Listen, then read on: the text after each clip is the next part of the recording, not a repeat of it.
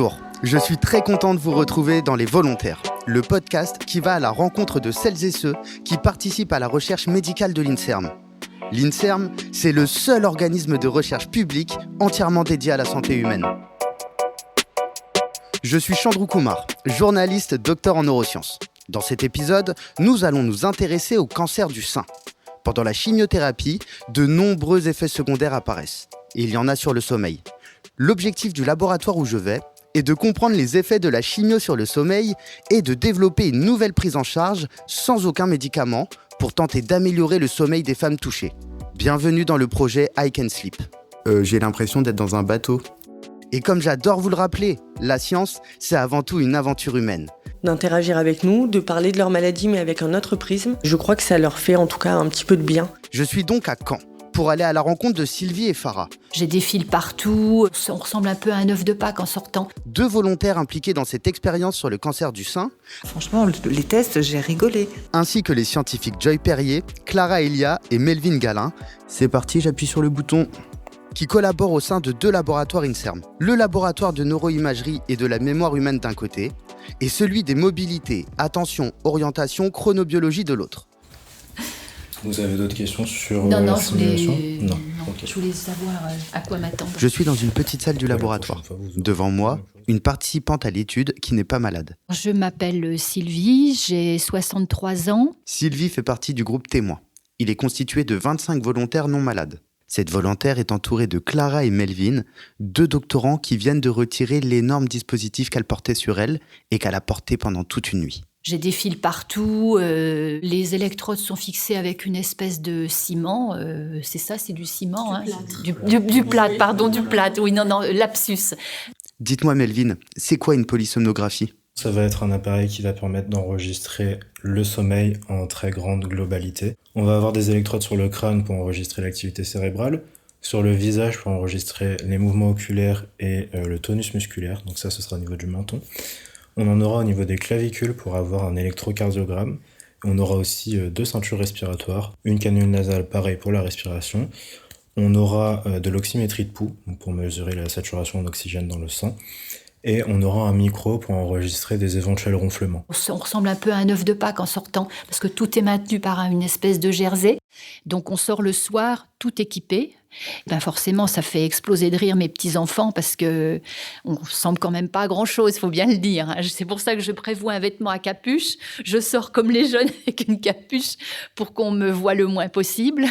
Et là, j'ai hâte de rentrer, prendre une douche pour enlever tout le reste de plâtre. Qu'est-ce qui vous a motivé à participer à cette étude ? En fait, j'ai été mise au courant de cette étude par une de mes nièces qui est étudiante ici. Ils cherchaient des femmes qui ont des problèmes de sommeil. Et ma nièce, qui m'entend depuis des années parler de mon sommeil en dents de scie, m'a dit « Tiens, ça pourrait t'intéresser ». Je me suis dit qu'après tout, j'avais rien à perdre et qu'au pire, ça allait peut-être améliorer mon sommeil. Donc voilà. Clara, en quoi dans votre étude, les volontaires sont indispensables ?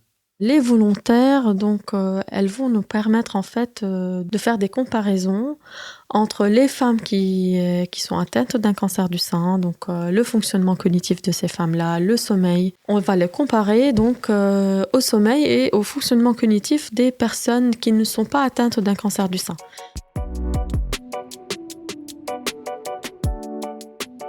Joy, vous êtes chercheuse principale de l'étude I Can Sleep. À quels impacts sur le sommeil on peut s'attendre quand il y a une chimiothérapie ? Les patientes ont d'une part une modification de leur comportement parce qu'elles sont plus fatiguées et donc elles peuvent se reposer beaucoup plus dans la journée et donc avoir un sommeil qui est un peu plus altéré. C'est vrai aussi avant la chimiothérapie. Donc, ce sont des modifications qui sont suggérées par la littérature, mais pas forcément objectivées, ce que nous on dit objectivées, donc mesurées avec des outils spécifiques. Et c'est l'enjeu du projet I Can Sleep. On sait que le sommeil est impliqué dans la mémoire, il est impliqué dans vos capacités attentionnelles. Ça, tout le monde s'en rend compte. Lorsqu'on dort mal, on a du mal à fonctionner dans la journée. Donc, si les patients ont un sommeil qui est modifié, ça peut contribuer à ce que leur capacité de mémoire, leur capacité attentionnelle soit aussi altérée, en plus des effets connus de la chimiothérapie.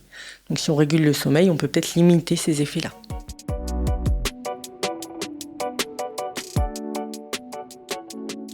Un objectif de cette étude est donc d'observer le sommeil de patientes atteintes du cancer du sein et sous traitement par chimiothérapie.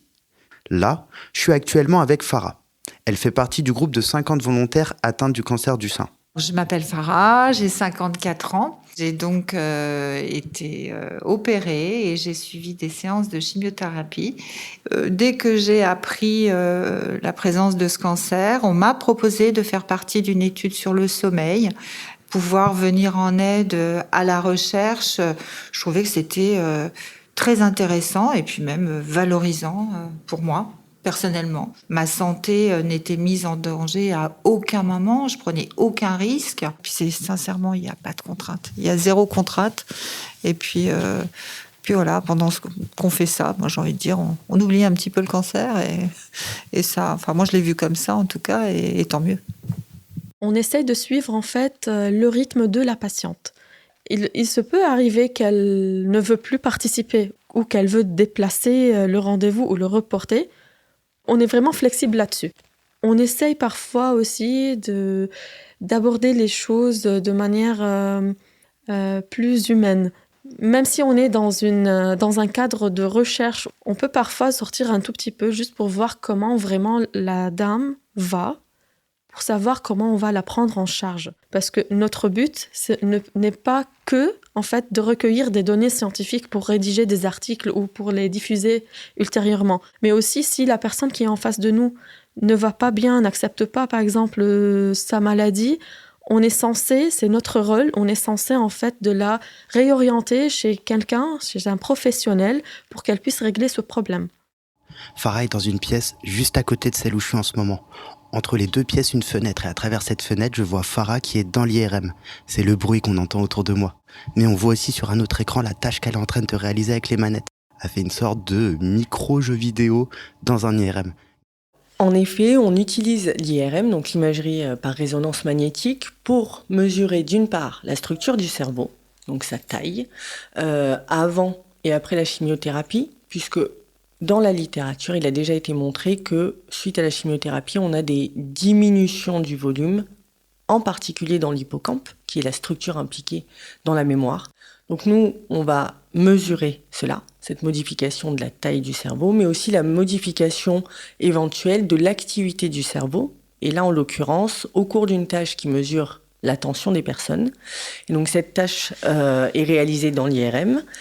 L'IRM, c'est surtout pour moi le moment le plus désagréable. Moi, j'étais quand même claustro avant de rentrer dans cet appareil, mais j'ai été très très bien prise en charge, tellement bien qu'on a trouvé la façon, en me rassurant, de fermer les yeux, de rentrer. Et je me suis, franchement, les tests, j'ai rigolé.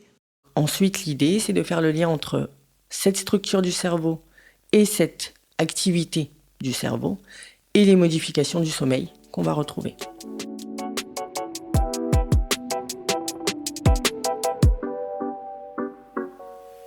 Clara, Melvin et Joy auront l'intégralité de leurs résultats fin 2025, 2 ans après avoir lancé le protocole.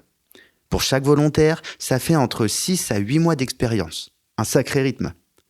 Une fois le sommeil post-chimiothérapie observé, les scientifiques veulent tester d'améliorer le sommeil à partir d'une technique originale non médicamenteuse qui s'appelle la stimulation vestibulaire galvanique. Le système vestibulaire, au départ, il est décrit comme l'organe de l'équilibre, le système de l'équilibre. Et ce système vestibulaire serait aussi impliqué dans la régulation du rythme activité-repos. Alors le rythme activité-repos, c'est cette alternance qu'on va avoir sur 24 heures entre nos périodes de veille, nos périodes de sommeil. La technique utilisée par le laboratoire est donc la stimulation vestibulaire galvanique. Et comme moi je suis curieux, j'ai décidé de la tester. Là, j'ai une sorte de petit casque sur la tête avec des petites éponges qui arrivent juste derrière l'oreille. Donc là, dès que je vais appuyer, ça va stimuler. C'est ça va t'envoyer le petit courant. Je sais pas à quel point t'es sensible, peut-être assieds-toi. C'est parti, j'appuie sur le bouton. J'ai l'impression d'être dans un bateau. Je suis en train de tanguer de gauche à droite, mais c'est pas du tout douloureux. Concrètement, je sais bien que je bouge pas. Et c'est là qu'on voit que le système vestibulaire est bien impliqué dans l'équilibre. C'est qu'effectivement, là, ma perception de mon équilibre est totalement modifiée. Donc très simplement, on met à disposition des participantes à l'étude un petit boîtier et un casque, un bandeau qu'elles vont placer sur leur tête. Le matin, on les voit en visioconférence et elles mettent en route l'appareil. Et là, ça leur délivre une stimulation pendant 20 minutes. Donc on fait ça pendant 2 semaines, pas le week-end, les jours ouvrés. Et au moins, ça évite que les patientes ne se déplacent, ce qui était vraiment très important pour nous, parce qu'on est 15 jours après la chimiothérapie, ils sont fatigués, ils ont beaucoup de choses à penser.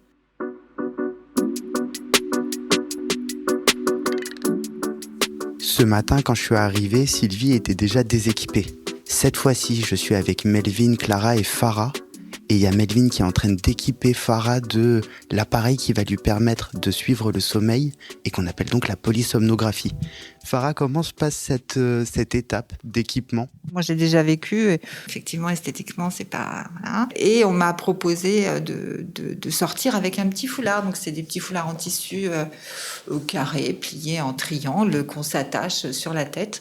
Et il se trouve que justement, ce foulard, moi, cet essayage de foulard m'a énormément rendu service parce que, personnellement, j'ai fait un rejet tant au niveau de la perruque qu'au niveau des espèces de petits bonnets qu'on se met, parce que voilà, quand on perd ses cheveux, on peut pas sortir comme ça, on le vit très très mal. Et par contre, comme vous me voyez aujourd'hui, j'ai un foulard. Et je n'ai fait que ça en fait, je n'ai mis que des foulards. Et grâce à ce foulard, je sors dehors. On est face à des personnes qui sont finalement très souvent très résilientes parce que le protocole est lourd. Donc celles qui viennent nous voir, c'est qu'elles sont très motivées et qu'elles ont la capacité à la fois de gérer leur maladie et de participer à ce protocole. Et puis on voit aussi que ça leur est bénéfique d'une certaine façon d'interagir avec nous, de parler de leur maladie mais avec un autre prisme. Et je crois que ça leur fait en tout cas un petit peu de bien. Farah, comment vous vivez du coup cette posture de volontaire ? Très sincèrement, je regrette pas du tout. Est-ce que vous avez été indemnisée pour ça ? Alors, je vais être indemnisée à hauteur de 300 €. Bon, je me suis dit, c'est bien, tant mieux. Et puis je me suis dit, tiens, je sais déjà ce que je vais m'acheter avec. Et voilà, ça a été mon petit truc de fin de chimio. Alors, je veux pas être indiscret, mais je suis curieux. Est-ce qu'on peut savoir, du coup, ça va être quoi ce petit cadeau avec les 300 € en question ? Ah, il y a de grandes chances que ça soit un fauteuil. Ouais, je l'ai déjà repéré. Très relax, très détente, Non, je suis allée l'essayer. Aujourd'hui, j'ai passé une journée remplie d'émotions. J'ai eu la chance de rencontrer une patiente qui, en tant que volontaire, a été mise dans une autre dynamique, celle d'une personne qui participe activement à une expérience et qui, du coup, peut penser à autre chose qu'à sa maladie. Et ça m'a vraiment touché. À très vite pour de nouvelles rencontres scientifiques avec les volontaires. Merci d'avoir écouté cet épisode consacré aux volontaires qui participent à la recherche sur le cancer du sein et ses impacts sur le sommeil.